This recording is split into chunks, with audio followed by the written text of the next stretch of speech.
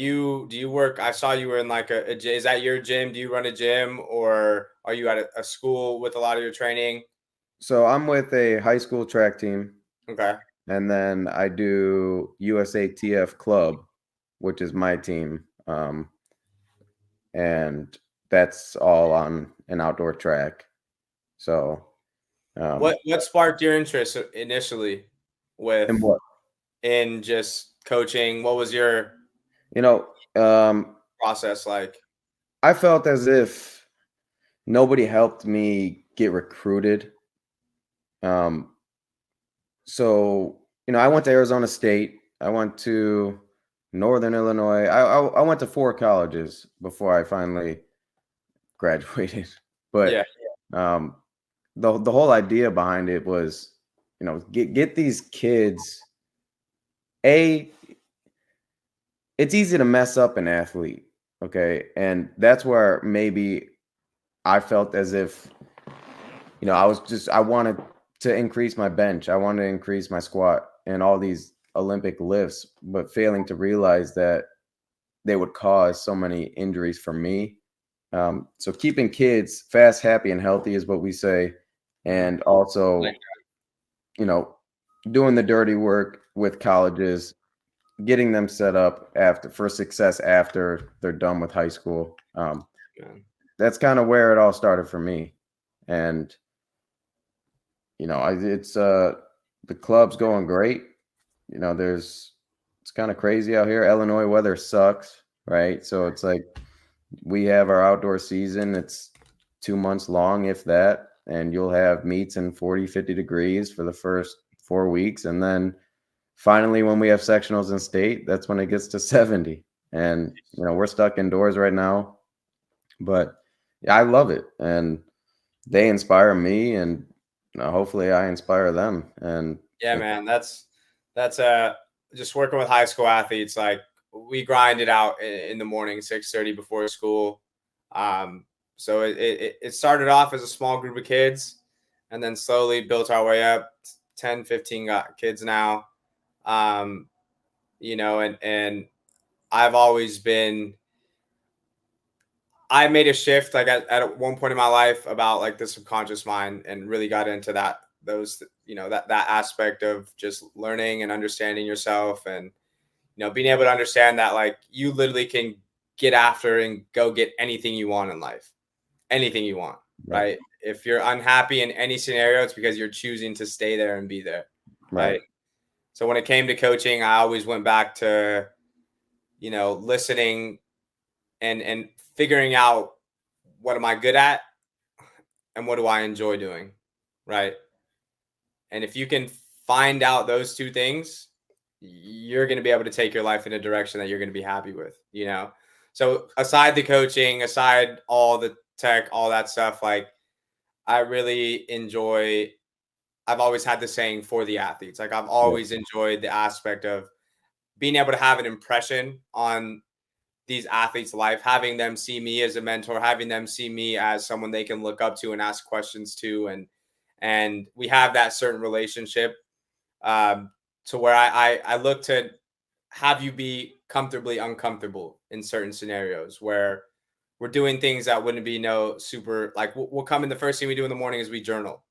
6:30 in the morning, we'll get our bodies moving, maybe play some little spike ball, and then we journal for like 5 minutes. I'll pick a topic and we journal, and we'll do some breath work, right? We'll get into some breathing patterns, getting them. It's essentially meditation, but I don't tell them it's meditation, because then they're like, what the fuck? But right. and then we'll get into our that what they're there to do for it. But like I'm a firm believer. It's called The Miracle Morning. I Yeah, read I that love book that. a couple years ago, and it went into talking about just six, seven things that you should do every single day, right? It comes to meditation, visualizing, affirmations, right? Reading, working out, right? It's like you need to have those habits. So it's like I was able to see a shift and change in my life when I started to implement those things. So I try to get these young individuals, athletes, to like just think outside the box, be present. I remember, dude, and I'm sure you were in like, dude, I wish I would have just been more present in every Yep, single fucking game, yeah, in every yeah, single meet, yep. in every single like there's So nothing like worried about the future. I Yeah, mean, man. so Yeah. what? Yeah. Every kid wants to grow up. Every kid wants to be a senior. Every kid wants to, and then you're there and you're like, fuck, I should have, So for all those athletes out there, man, be present, listen to your parents because they definitely know what's right. Spend a little bit more time learning about yourself and being a little bit more self-aware with what you enjoy doing because we have a lot of athletes out there that just play the sport because they're good at it and then they're not Mhm. passionate and then they end up being confused why they didn't get to here or get to there. Passion is a big thing. I always ask my kids, like my guys, like, what does it mean to have passion? I feel like that sense of, you know, having passion is missed a lot in the States. I got a chance to spend some time in the Dominican Republic and see some of these little kids grind, man, in the gutter. Gutter. They got no way out, one way out, right? Yeah. And Yeah. like it's a different kind of world. But yeah, man. And that's the thing with high school athletes to me, like you see the growth, right? It's 4 years of 4 key years of your life when you're developing physically and mentally. And the satisfaction of seeing somebody from freshman to senior year is a different satisfaction from taking a professional athlete who's already professional and just working with them. yeah, There is something about seeing the progress and the fruits of your labor and even the personality change, right? You see, like, I know for me, I've a shy freshman into some, extraordinary senior who's now a leader and is a school record holder in long jump, right? It's like seeing that it's so powerful. And that's where people feel to me, they fail to recognize the big part about the high school athletes is the growth opportunity is, like you're saying, the sky's the limit. exactly, man. Yeah, it really is. And like I want every athlete to understand that you can go like I want you to be aware enough to where I'm gonna ask you a question like, do you really love the sport? Like, do you really love this shit? Like, or do you just think you love it? Right. You know? I one of the I don't believe that you should step foot now after I've suffered a lot of concussions, man. And Yeah.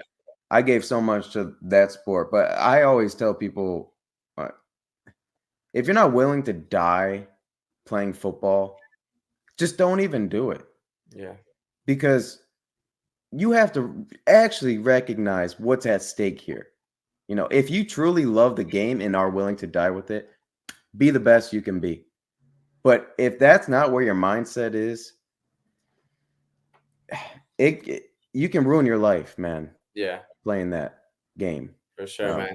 My mom never let me play football. and you're lucky, man. It's a double-edged sword, right? You wish you Yeah, would have, man. but you're better off now than Yeah. if you would have, because there are people out here suffering tremendously from Yeah. a sport, and For I sure. was somebody who was willing to die for it, and you live with the consequences of your actions. But that love runs so deep, and you can never get that back. And just like you're saying, the awareness, being more aware of, and I don't think a lot of head football coaches even dapple with that idea. Say, oh, like rah rah rah, let's bang heads, right? Yeah. And it's with no foresight on a future. Yeah. So They want bringing to that go out and win light, games, which is fine. But I that's why I mean the psychology side of things is so big, man. Because like you could have the best athlete in the world if their head's not right. I was a yeah, baseball guy, where like you number needed to one, be, yeah, yeah, man. Like you got to be mentally tough. You got to be okay with failure.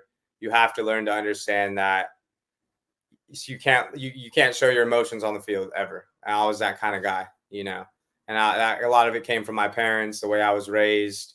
That's why I'm a firm believer in like everything. Who the person I am now was everything that I was taught in my early stages of my life.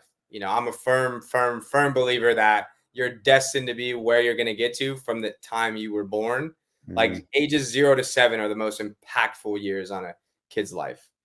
You know, my Yeah, little it's what 5-year-old's about to go to the league. I already know because she's swinging it like Barry Bonds, and I've never seen that shit. Like, but we drill that every day. We're jumping, she loves it. She loves it too, you know? And I'm like, that's another whole nother conversation on like parenting, and like any parent who just thinks they could just send a kid to a trainer and expect him to just like, oh, I brought him to you. Why isn't he faster? I brought him to you. Why isn't he stronger? Like, it's not how it works, man. I see you. Think about it. I always tell kids too, like, I see you for maybe 3 hours a week, right? There's how many hours in a day, how many hours in a week? Like, it's not enough. You have to be more proactive. And I grinded, bro. My dad with me, my mom, my sis, they all grinded with me. It was, I don't know. And obviously I've only seen my life through my lens and experienced that in one way, but like it was a different kind of grind that I see the less than 1%. Anytime I get out to a field, bro, and I see no one out there, I'm just like, what the fuck? How am I out here? I'm 28. I'm not even training for nothing. And I'm over here getting my work in. Like, you got a whole turf field, open field, base, like, and you're not out there grinding. Oh, it's Sunday. I train Monday through Sunday. You don't fucking want it. Right. Well, and I never kick people off our field, man. And I know, you know, I've been told to, but I was, like you're saying, I am and was that person. So it's like, I will never tell an athlete to not keep improving and getting better. It's, you know, that's where that passion comes into play, bro. Like, if you don't have that passion, you're not going to get your 3-4 workouts in a day. Like, you're not going to, and dude, for me, nobody watches sports anymore. Like, bro, I had baseball tonight on reruns, like, daily. I was watching soccer daily. Like, I was dissecting the way these athletes, what they wore, how they moved, how they walked, how they taped their bats, like everything, bro. Like, these kids don't do that now. What do you think that is, though? I think it's social media. I think it's parenting. I think it's being too caught up in this thing right here. And I think that's just kind of what it is, man. I think it's parenting, bro. I mean, realistically, like, I think it's very hard to change. It's a lot easier. And that's why I love working with the younger athletes, because like, not that my older guys don't listen to me, but I really do believe that, like, it comes down to how you were raised, what you were taught, what you were able to do, what you weren't able to do from that young age. You know, like, I grew up around, you know, my dad was a big sports guy. Like, he was watching sports. I was watching sports. Like, I didn't get to watch TV. I didn't get to have a phone until I was like in high school. You know, I didn't get an option if I wanted to go to a tryout. I didn't get an option if it was you're going and like, sometimes I hated it. Don't get me wrong. Right. There were a lot of times where I'm like, fuck this shit. Yep. But like, in the long run, that's why I still personally work out 6-7 days a week. That's why I still, you know, and I have nothing I'm necessarily working towards, but it's just a grind. And I really don't know. I think that's a hard question, man. I got to speak to more psychologists and more kid psychologists and stuff to figure out, like, or sports psychologists. And I think it just falls back down to like, and don't get me wrong, I'm sure there's a lot of individuals and a lot of athletes that do spend time watching the game and dissecting it in that manner. But it's less than 1%. And you can learn so much from just, because I can go and I can watch a game and just watch it. Right. But then I can go and watch a game and look at it from a different lens as to, like, I'm going to go to a baseball game. I remember going, like, Bryce Harper was the guy that I looked to do. Like, he was a lefty, I was a righty, but I tried to do everything like him. Everything. And like, same thing with certain soccers. Ronaldinho was one of like my biggest, I watched all his film. Like, I was trying to move like him, walk like him, have my hair like him. And like, and that's just what it was. I'll go out and drill this stuff. Like, I had a ball on my feet, a ball in my hand, a glove on my hand. I was asleep with my glove. My bats had names. Like, man, it was different, bro. I really do think it was just a different, like, we didn't have phones. Like, I couldn't go. I didn't have no social media. It was one thing I spent my time on, and that was being an athlete, you know? And like, I found love in that. I think around the right people, had the right coaches, exposed to the right environments. That's all I knew. Right. It's like the saying, like, if you're around millionaires, you're destined to be a millionaire. Right. Like, if you're around D1 athletes, you're destined to be a D1 athlete. Yep. Right? Like if you're around bozos that like to spend all their time watching TV, doing drugs, drinking weed, I Yep. mean, smoking weed, like all that stuff, Yep. that's the kind of Yep. person you're going to be. Like, you know, if your parents don't work out, if they like to eat out, if they, you know, don't juice, if they don't like to eat healthy, like I'm sorry, that's just, you It's your know, future. unfortunately, that's what you were grown into. Yep. I do really think it's about parenting early on and the exposure there, and then really truly finding that love for the game to know, like, I think kids need to, not that you need to know what you want, but like, I think nowadays, right, I can go on social media, become a TikToker, make $1 million by 10, 15 years old, and I don't need to do shit anymore. I could Nothing. just be on TikTok, right? Yep. Yep. But then you have those kids that maybe aren't too, they're in that in between where there's Yep. a lot of them. So they're not super good at sports. They're not super good at being on social media. They're not very, maybe not, they're not confident, right? Like I think confidence is key for any young athlete in anything that they do. You need to be confident in the way that you move, in the way that you speak, in the way that you walk, like everything. You need to just, that's why baseball players, they hate baseball players because they fucking just think they run all this shit. Like fuck, that's It's true. Food, It's man. true. But I think the attention span isn't what it is. Like you're saying, like I'd rather catch the highlights. You know, the easy thing to do is to catch the highlights, and I watched the game, right? Yeah, it's like you don't have back then. You don't have highlights. You had to watch that, and you know, like really absorb what was actually happening in real time. And yeah, it was different, man. Yeah, I think you know, like I said, like I think in the high school setting, I see like too many kids wanting to be who they aren't, you know, and it's like they fall into just this kind of process of like, and I probably fell into it myself, just like chasing something that, and I have personally, like I fell into living a lifestyle that wasn't me, you know, and once I kind of figured out coming back to those two things, what am I good at and what do I enjoy, regardless of whatever it is. It could be piano, it could be card trading, it could be dogs, it could be anything. But if you're good at it and you enjoy it, go get it.